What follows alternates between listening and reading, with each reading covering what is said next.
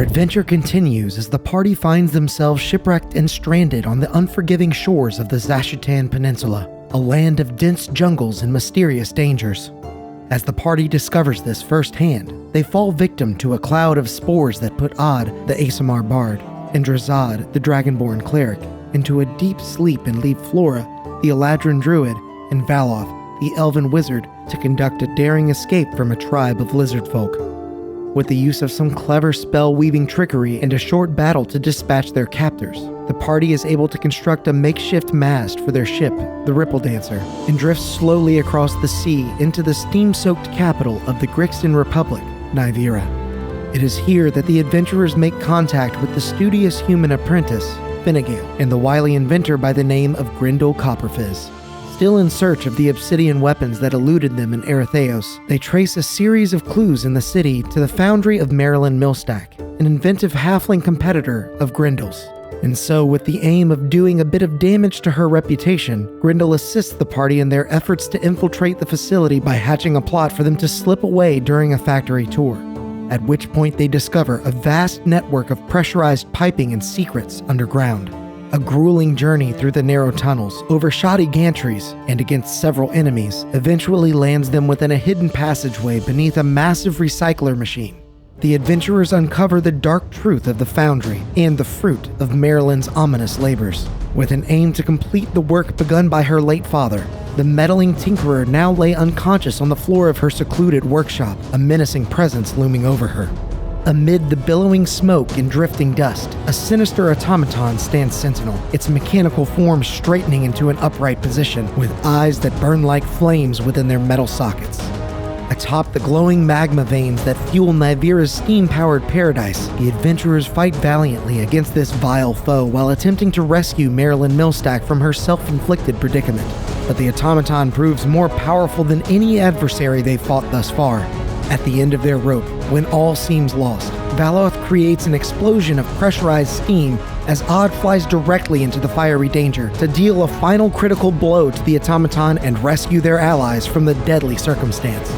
Finally, the battle subsides as the magma vein beneath their feet cools and the automaton blinks to life once more, this time adopting a quieter, caring demeanor, as a black dust drifts out from behind their mechanical parts. Apollo introduces himself and expresses confusion at the damning evidence of his former ill will. As an exhausted Marilyn explains, Apollo was discovered by her father, an archaeologist, some years ago, and became the inspiration for the many devices and mechanical marvels of Nyvera today. Although neither Marilyn nor her father were ever able to bring life back to their muse, an obsidian conductor supplied by a mysterious woman named Eve seemed to do the trick, corrupting Apollo's true nature in the end. But the time to process these revelations would have to wait, as an armed escort arrived to direct the adventurers to an emergency audience with the governing body of the Grixton Republic. With delicate details shared amongst a room of 8 of the 9 governing representatives of the territory, it was decided that both Marilyn and Apollo would be held responsible for the incident while the party was free to go. But a secret message was conveyed by one of the council members to Drazad by way of unseen spellworking. Following the instructions of this mysterious figure, the adventurers regroup during a rainy evening at the workshop of their accomplice, Grindel Copperfizz, who now works at breakneck pace on his newest invention, a flying machine called the Copper Griffin. Not to be bothered with the details of their circumstance, the exasperated Grindel continues his labors as several cloaked figures enter the establishment in the late hours of the evening, as rain and thunder silhouette them in the doorway. Marilyn and Apollo reveal themselves along with the disguised Silvera Wyndham, elven representative of the prestigious Vidnikan Plateau within the Grixton Republic. As her illusion dissipates, she confides in the party her past dealings with Marilyn's father and the automaton he unearthed, as well as Grindel's involvement as an apprentice at the foundry during that time. The powerful mages of the plateau would see to it that Apollo's true nature was divined, while also protecting Marilyn from an undue capital punishment for what could only be qualified as a pursuit of arcane learning. But they would have to leave immediately before the two were discovered as missing.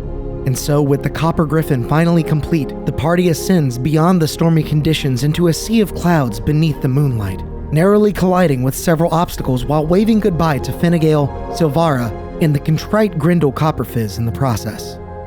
2 days of peaceful sailing leads the party to the fabled Vidnikan Plateau, an ancient elven city that once flew through the air itself, before falling from the sky and colliding with the island of Grotul over a century ago.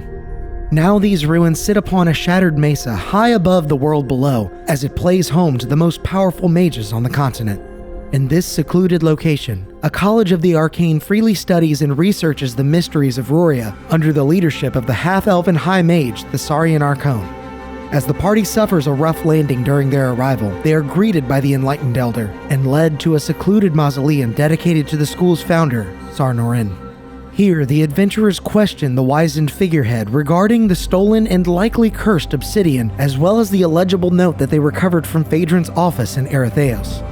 After agreeing to give sanctuary to Apollo and Marilyn and sharing whispers of an enigmatic entity known as the Ashen, the Saurian reveals the text upon the mysterious letter to be a series of runic symbols lost to time, known as Umbric.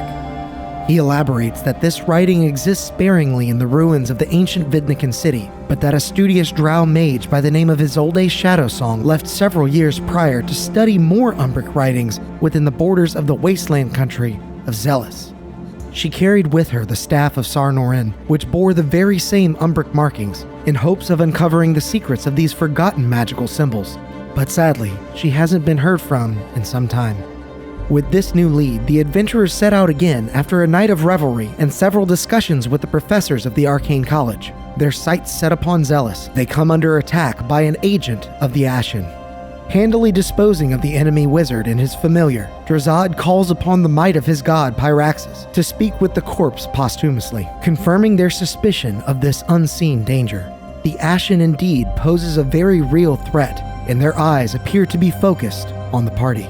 Nonetheless, they press on towards Zealous, granting the Copper Griffin time to recover every several days, eventually landing them at the Red Bastion, an abandoned fortress at the northwesternmost point of the Grixton mainland that affords refuge to bandits, bounties, and bounty hunters alike.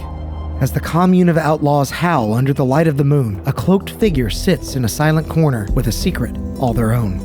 Odd's charisma looses the lips of a fellow bard who reveals the mysterious individual to be a furbolg named Matavi who carries a rich 6,000 gold bounty, as Flora recognizes his face as a familiar one.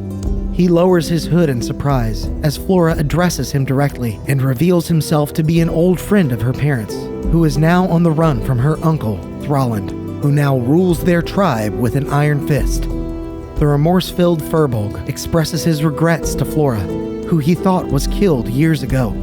He couldn't save her parents then, and now he flees from a failed attempt to dethrone her tyrannous uncle. Reluctantly, he inquires about Flora's druidic prowess and an heirloom transformation called the Ionuk, confessing that Thralland now possesses a dark power that has given him a twisted version of that same transformation. Explaining that she's yet to take the form of the wolf made of dreams, Flora offers for Matavi to join them on their journey, as Matavi gifts her with her mother's necklace of teeth in return. And so the party makes their final preparations to fly above the scalding sea and into the wasteland country of Zealous. But even all the stories of this forsaken land of the tieflings could not prepare the adventurers for the desolate conditions that await them. Shortly after reaching the charred forest outside of the village of Skaldaroth, the party makes contact with a young tiefling boy named Vestal, who is fascinated by the color of the wood that makes up their ship.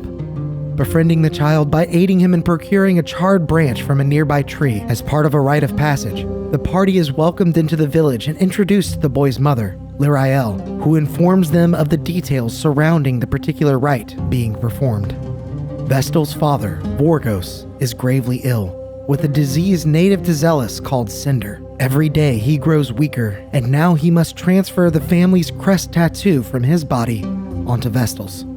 In a ritual conducted by Lyrael that the party is invited to witness, a magical imprint is transferred to Vestal as Vorgos falls into an eternal slumber, and Valoth recognizes the symbol as Umbric. Wielding this new information, the party finds that all of the tieflings carry a similar family crest in honor of their ancestors, with the belief that they grant them a compounded power from their lineage.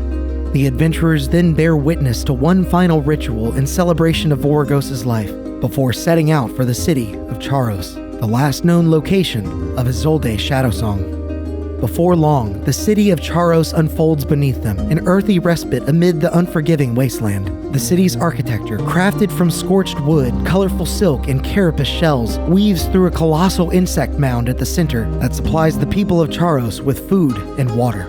And, as it is this very mound and the tunnels beneath that Isolde disappeared into, the adventurers seek access from the local Harvesters Guild, who, to their surprise, have heard of Isolde recently from another woman who left in search of her through the tunnels, a woman named Eve. Now the party finds themselves nestled between the hum of the hive and the ostentatious interior of the Harvesters Guild, as Dimitri, the dwarven tiefling, continues to escort them up several flights of stairs to speak with the head of the guild, under the guise of their connection to the enigmatic Eve, as the adventure continues in episode 21 of Legacy of the Ashen.